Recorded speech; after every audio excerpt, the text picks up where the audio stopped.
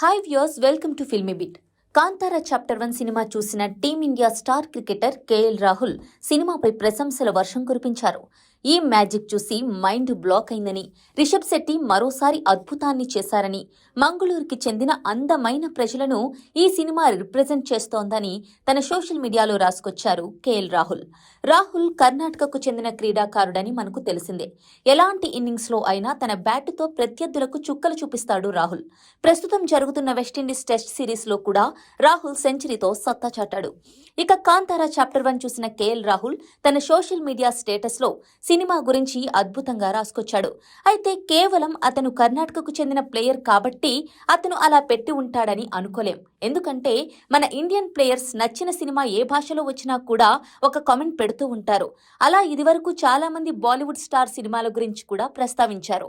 అంతేకాదు super hit sensational అయిన Pushparaj mannerism తగ్గేదేలే అనే సైన్ ని చాలా మంది ప్లేయర్స్ విక్టరీ టైంలో చూపించారు.